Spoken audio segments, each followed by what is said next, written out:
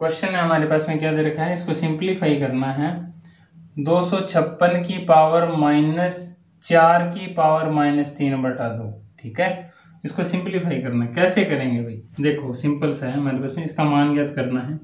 256 की पावर है वो माइनस में 4 की पावर -3/2। ऐसे क्वेश्चन जब भी आ जाए तो उसको सॉल्व करना बिल्कुल आसान होता है। कैसे होता है देखो, सबसे पहले क्या होता है हमारे पास में पावर को सोल्व करना पड़ता है। पावर को कैसे सोल्व करें? जब पावर की पावर दे रखी हो तो हमारे पास में पहले उसी को सोल्व कर लेते हैं। देखो 256 को वैसा का वैसा लिखो, उसकी जो पावर है उसको वैसा का वैसा लिखो। अंदर वाले को देखो सोल्व करना है। अंदर वाले को सोल्व करने के लिए देखो क्या दे रखा है हमारे पास में, मैंने यहाँ पे दे रखा है 4 की पावर -3/2। ऐसा दे रखा ना, मैं इसको ऐसा लिख दूं क्या? देखना 4 की पावर -3 गुणा में 1/2, ये इसको ऐसे भी लिख लेता हूँ 1/2 गुणा में -3। कोई फर्क नहीं पड़ेगा क्योंकि है तो वही चीज़ है ना। इन दोनों की गुणा करेंगे हमारे पास, इन दोनों की गुणा करेंगे तो वापस सेम का सेम वही आ जाएगा।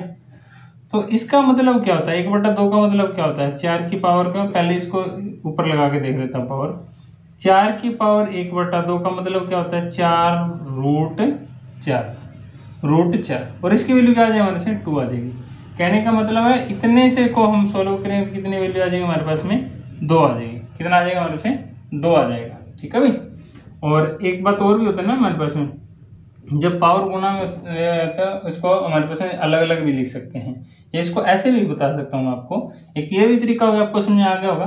फिर इसको ऐसे भी लिख सकते हैं, इसको अपन ऐसे लिख सकते हैं 4 की पावर 1/2 की पावर -3। क्योंकि पावर की पावर आपस में क्या होती है? गुणा होते हैं। एक आपने देखा होगा x की पावर a गुणा में x की पावर b, इसको अपन लिख सकते हैं क्या? x की पावर a गुणा में b, a गुणा में b। तो मैंने ये किया, मैंने इसको ब्रेक कर दिया, 1/2 को अंदर लेके गया, -3 को बाहर ले गया। गुणा करेंगे तो वापिस क्या आ जाएगा? 4 की पावर -3/2, यही आ जाएगा ना।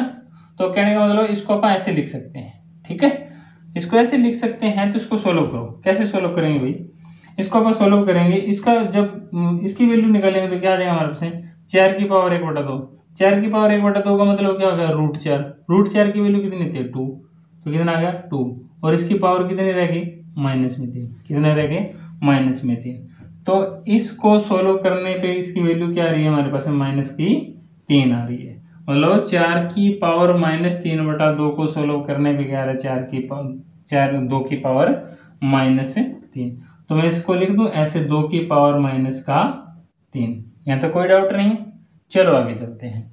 आगे चलते हैं, हमारे पास में क्या दे रखा है देखो। यहाँ तक हमारे पास में सोल्व हो गया। अब देखो, जब पावर की पावर देखो, x की पावर माइनस में a को लिख सकते हैं क्या? x की पावर 1/में x की पावर a, कोई डिफरेंस नहीं है इनमें। देखो पावर को पॉजिटिव नेगेटिव बनाने के लिए हमारे पास में ये फॉर्मूला है हमारे पास। ये ऐसा लिख रखा है 1/x की पावर माइनस में a, तो लिख सकते हैं इसको क्या? x की पावर a/1। क्योंकि जो पावर नेगेटिव माइनस में थी उसको ऊपर लेके क्या आ गया, तो क्या हो जाएगा हमारे से? पॉजिटिव हो जाएगा ना। तो जब पावर ऊपर से नीचे आती है, नीचे से ऊपर जाती है, तो पॉजिटिव है तो नेगेटिव हो जाती है, नेगेटिव है तो पॉजिटिव हो जाती है। तो वही चीज आप यहाँ पे अप्लाई करके देखेंगे। कैसे? देखो पहले 256 की पावर जो भी है, हमें नहीं पता कुछ भी है, पर वो है क्या? नेगेटिव है ना। पावर क्या है? नेगेटिव है। तो इसको पॉजिटिव बनाओ। पॉजिटिव बनाएंगे तो क्या लिख देंगे? 1/256 लिख दिया। अब इसकी जो भी पावर आएगी वो क्या आएगी? पॉजिटिव आएगी। पहली बात, ये जो बार वाला माइनस था वो क्या? अंदर देखते हैं।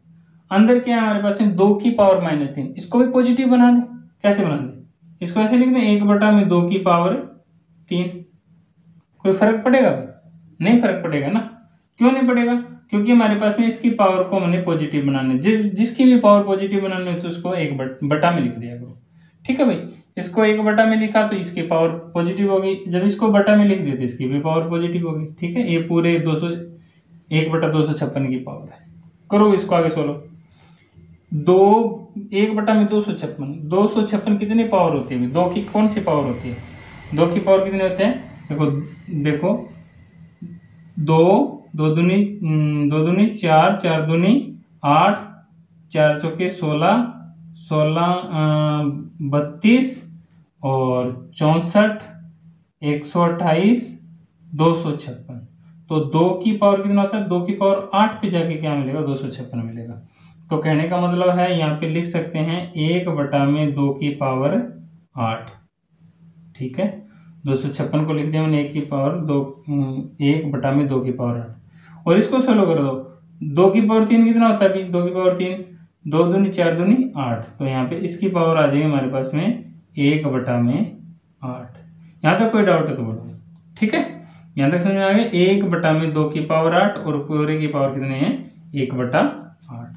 चलो इसको सोल्व कर दो। इसको आप ऐसे लिख सकते हैं ना, 1/2 की पावर 8 लिख सकते हैं ना। ठीक है, और इसकी पावर क्या है, पूरे की पावर, इस पूरे की पावर क्या है हमारे पास में, मतलब मैंने इसको अंदर वाले को लिखा है अभी तक। ठीक है, और इसकी पूरे की पावर क्या है हमारे पास में, 1/8 है। वैसा वैसा लिख दिया मैंने। अब एक बात और याद रखो, क्या था हमारे पास में, x की पावर a जो भी मैंने बताया था और उसकी पावर b। तो इसका मतलब क्या होता है, x की पावर a गुणा में b। पावर की पावर हो तो आपस में क्या होती है, मल्टीप्लाई। मतलब कंडीशन है इसके अंदर पावर के ब्रैकेट लगा होना चाहिए।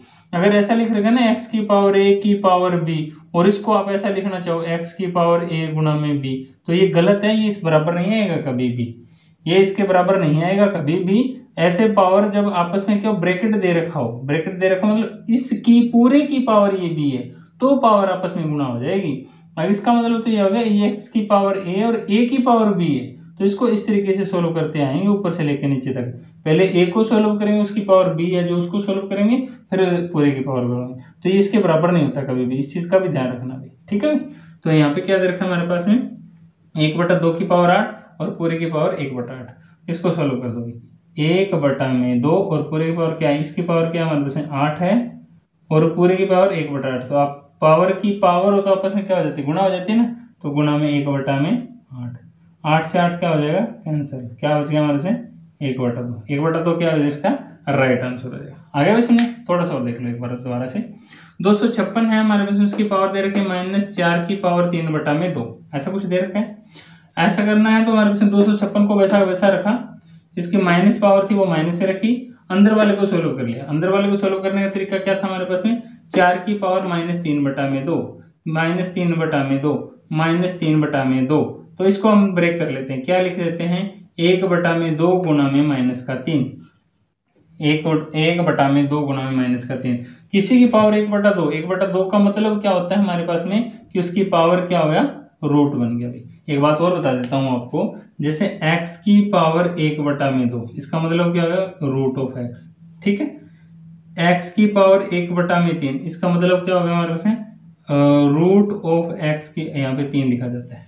ठीक है, x की पावर 1/4, इसका मतलब हो गया रूट ऑफ x, और यहाँ पे 4 लिखा जाता है। x raise to power 1/n, इसका मतलब हो गया n रूट ऑफ x।